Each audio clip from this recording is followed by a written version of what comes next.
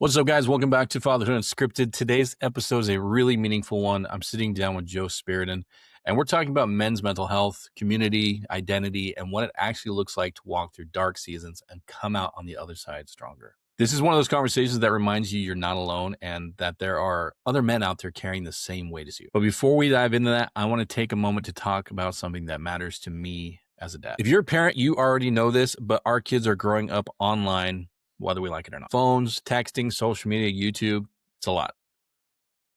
And honestly, it can feel overwhelming trying to protect your kids without hovering over them or invading their privacy. That's why I want to tell you about Bark. Bark helps parents stay aware of what's happening on their kids' devices by monitoring things like cyberbullying, explicit content, self-harm, and online predators. And it alerts you if something serious comes up. What I love about it is it's not about spying or controlling. It's about giving you the chance to step in early and have real conversations with your kids before things get out of hand. So if you want a little bit more peace of mind as a parent, check out Bark. And you can use code UNSCRIPTED for 15% out at checkout. That's code UNSCRIPTED.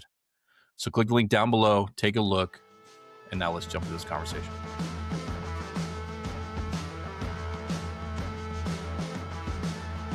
So you help when people want to become a coach, right? Or start their own brand, you kind of help step in and kind of help things that way. Yeah. So I started as a coach myself and learned some pretty important things about being a coach. And I mean, we can dive deeper into that, but just help other people that want to get into that space, do it in a way that's actually profitable and sustainable. So, yeah.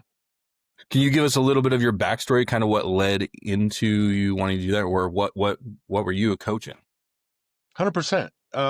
So back in 2020, 2019, 2020, right in that area, pretty rough time for everybody. Mm-hmm. And for me, I kind of went through that turning 40 years old, existential, midlife, faith crisis, just all the crises wrapped up into one.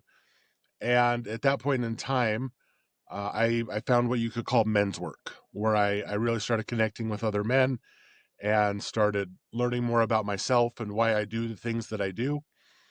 And I joined an organization called Sacred Sons and was with them for about 3.5 years. And then for about 4 years, I founded and ran and had some other people help me and run with me an organization called the Utah Men's Circle. And now I have a smaller men's group, but just places for men to be together and talk about real life. Mm-hmm. But in that process, I started having some people approach me about coaching and coaching through some of those times of life. And I started that process and I learned all the wrong ways to do it. And I eventually started learning the right ways to do it to where that could become profitable, but also sustainable for me and for my family. And from there, I had a lot of people start asking me like, oh, what do I do about this? And how do I do this? And can you help me set up this?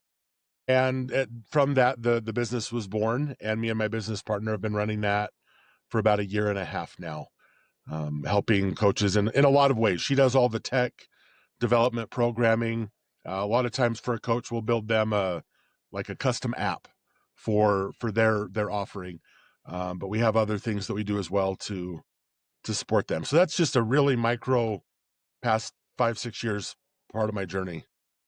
Well, that's awesome. We love just talking to guys like you that are just making places for, men to talk and making community for men. That's something that's big on our hearts, something we've been trying to grow since we started the podcast, just a place for dads to come together to talk about life and just realize that, we're not alone in this and there's other guys out there going through the same stuff we're going through.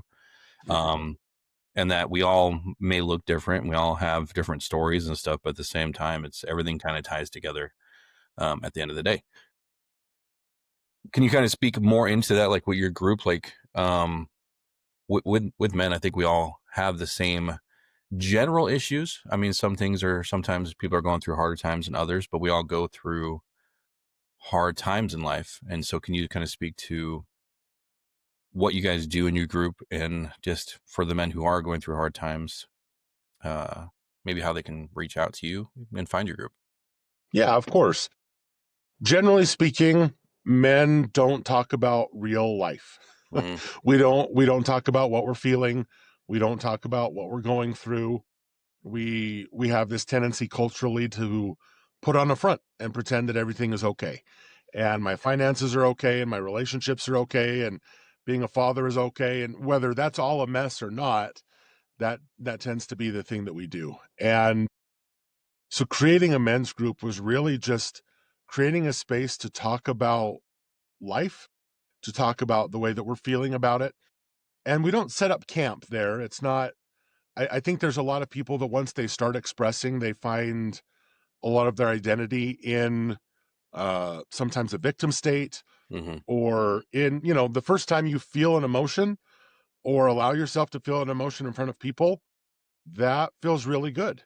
And it's sometimes tempting to just kind of start finding identity with the emotion, but we create a place to work all the way through it.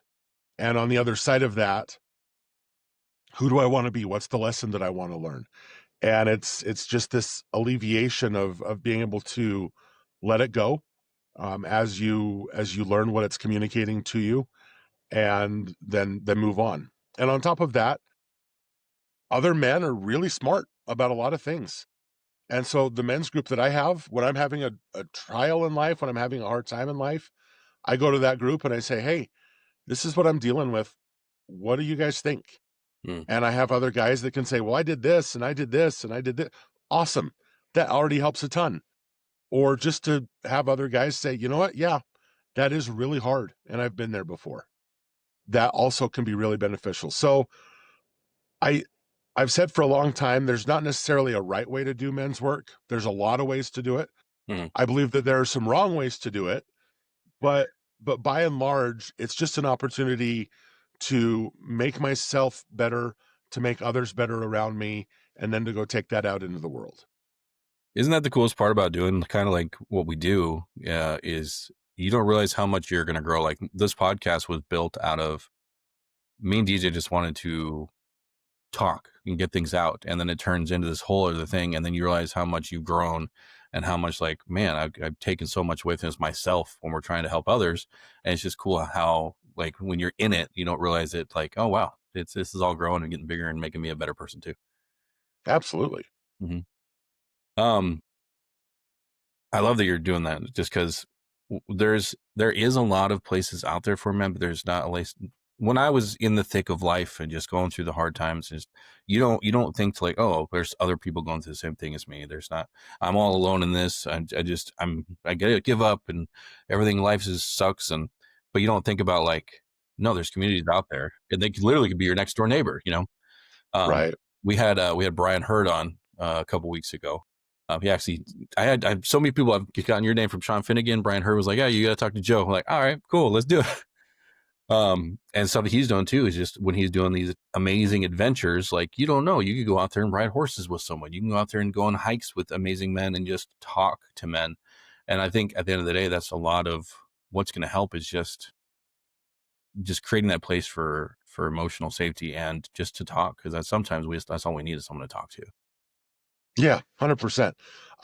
Brian is a great guy, and he's been a really good friend to me for years now. Sean Finnegan, likewise, right? The people that are out in the world right now, I really love the way that they're coming at it, and I strive to be more like them. That, Brian is really brilliant, and he's done a lot of really good things in life. But when he goes to those groups and leads the adventures and the things that he does, he doesn't say, all right, everybody, look at me, do like I Mhm, do, be like me, and set himself up as some, just hero to everybody else there. He says, look inside of you, mhm. and who are you?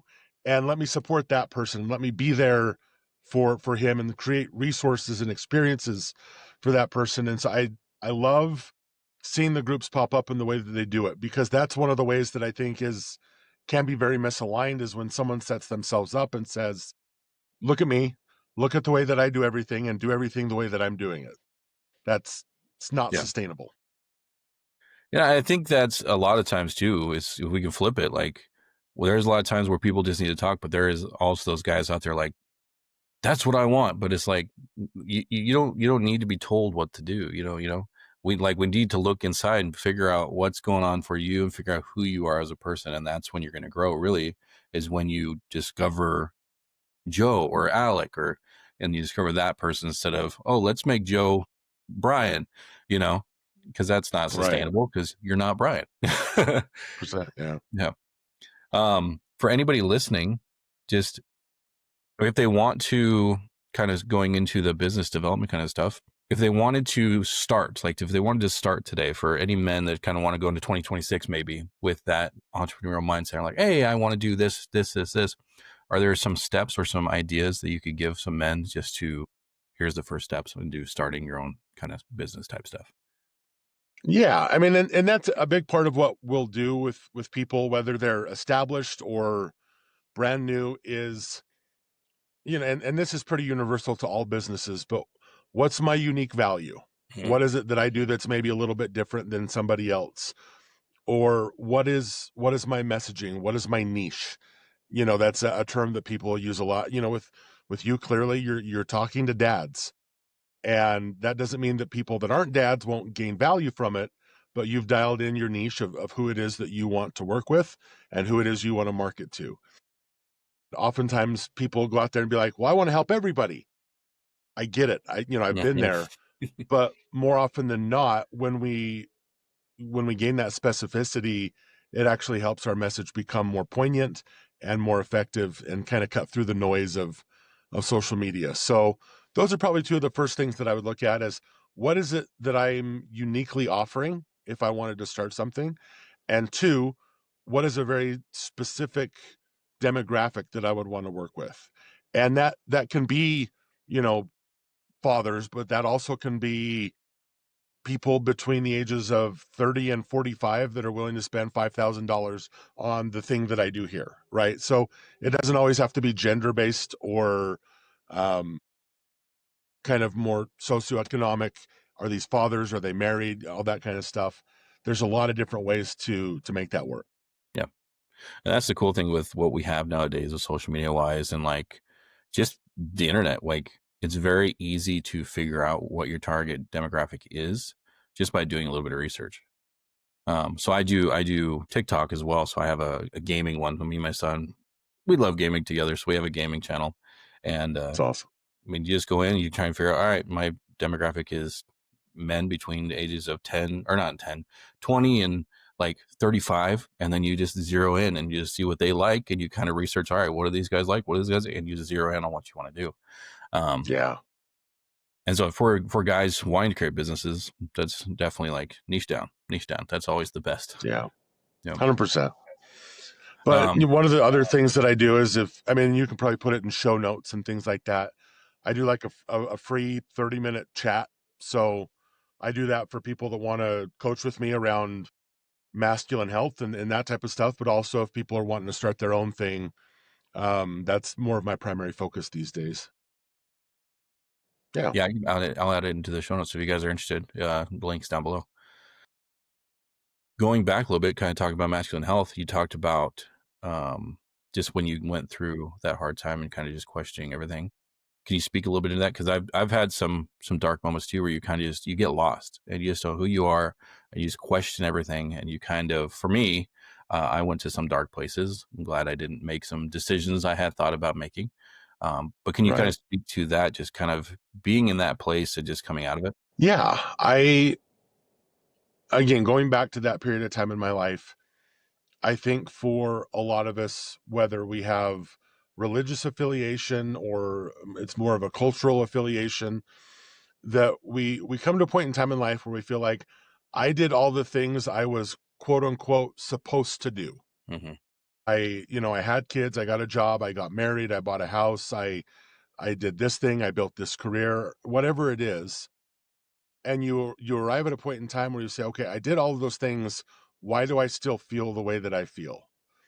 And there's times where again, just generalizing and speaking to what I've witnessed in so many, but I know that I've experienced for myself, was I kept saying, once I do this thing, then I'll be happy. Once I get this done, then I'll feel good about myself. And I got to this point in time in life where I felt like I had done all the things that I was supposed to do, but I still didn't feel very good about myself. And I still had a lot of very large stressors and things in my life that were causing me anxiety and really kind of into that depressive state. And through that process, I was introduced to this group called Sacred Sons. And it was kind of a last ditch effort. It was, man, I really don't know what else to do at this moment. I was actually working with Brian Hurd at the time, and yeah, he was a great support. But I went to this event, and one of the first things they did is they lined us up across from each other, literally just that close to your face. And in 2020, we all had a mask on, and they they say, okay, one of you remove your mask, and they said, okay, what other masks do you wear? Mhm. And I gave my answer, and then they had the other guy go, and he gave basically the same answer. And I was like, wait, you are you like just stealing my things? And then they had us rotate to where it was the next guy, and they asked me a question about what I felt in life. And then the guy across from me gave basically the same answer. And that happened just over and over and over again in this process. And I was like, wait, like, I'm not the only one. Mm. I'm not the only and this group was not all 40-year-old middle-aged white heterosexual Christian males. Like I, identified myself at the time in this certain way, and I identified everybody else as different than me. And in that process, I assumed that because I identified as different than all of these other people, that meant that they were going to all have very different answers, and they didn't. And so that already was this huge moment of recognizing I'm not alone Mhm. in what I'm going through. And then throughout the rest of that weekend and going forward, my awareness started to open as to options that I had in life. Things that I thought I couldn't choose that I could actually choose. Things that I was doing to myself that I was really busy blaming others for. And coming away from that experience and moving forward, as my awareness started to open as to what my choices were, I started to feel better because it didn't feel that like that really scary place that it sounds like you got to as well, where Mhm. you start to feel like you only have one option to make the pain go away. Yep. And all of a sudden I had a lot of options to make that pain go away. That's awesome. Thank you. It's so wild when you're in it, and then you finally have that revelation of that you're not alone. I've talked about it a lot on here, so I won't go in too deeply. But mine was I was in a job I loved and surrounded by a bunch of dudes that just were like brothers to me. Like every day, like it was just it was we worked for a self driving car company, but it was just fun, just hanging out. Dudes just wanted to get through the day, work and chill. We all said, "Oh, I love you, love you." And we got in the cars, just joke around, just fun. Um, and very like I had just gotten to a position where I was not a manager, but just kind of just becoming a manager. Loved what I did, made good money, and then come in on it was like over the weekend. Coming on Monday, we're like, oh yeah, we're shutting down everything. We're closing down. We're on tomorrow. Like this will not be a thing. Like oh okay, and so that hit really hard because none of us we all split up. No one talked anymore. Um, and then I was home alone, and it was right there in the thick of just COVID and everything. So everyone was hiring, but not hiring. Everyone's putting their applications in, like, "Oh yeah, we'll hire you. Thank you, thank you for your application." I got nothing, and so if two and a half, 3 years went by, and I just got just you feel like no one wants you because you're just like, "Oh, I can't find a job. I can't do anything. I can't bring in money for my family." And so I was strangled, like, oh, I'm going to do social media. That didn't work. I'm going to do this. I'm going to sell this. I'm going to do this. Nothing seemed to work. And so I'd gotten to, started becoming just a not a good dad, not a good husband. I would yell at my kids, yell at my wife just for no reason. And it took my daughter coming up to me one day. I was picking her up from school and she goes, Dad, I want a different dad. I want a new dad. Like, so that broke me.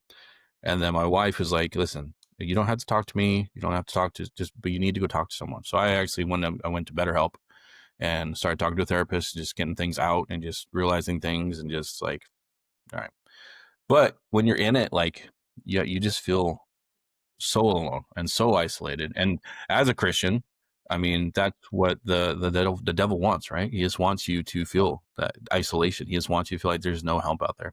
And then we started, and DJ has gone through similar things. He's been through some stuff, and he had some thoughts as well. And he had tried to act on some of those, but then between his wife and me, just talking to him going to therapy as well, we just like, what are we doing? And so the podcast was birthed out of that like dark place where we just let's get on here, let's talk, and it just gives us a place to open up. And it's turned into what it is now. So it is once you've realized that there's other people going through it as well, and you can grow that emotional intelligence, I guess, that you are not alone, and you can take that away. It becomes a very beautiful thing very quickly instead of that dark place. But yeah, we just don't realize that the person standing an inch in front of our face is going through the exact same thing we're going through. Yeah. And it's very hard to see that when you're in it. Yeah. But yeah, finding community, that's a very big topic on here. Finding community. For everyone listening, if you still are hesitant to talk to people about what you're going through, just know that it takes a couple minutes to talk to someone, and it can change your life forever just by talking to someone. So if you are looking for a Absolutely. community, just find something, get plugged in somewhere, church, men's group, something, Yeah. Yeah. Well, I this is mean, why I like. I've Oh, sorry.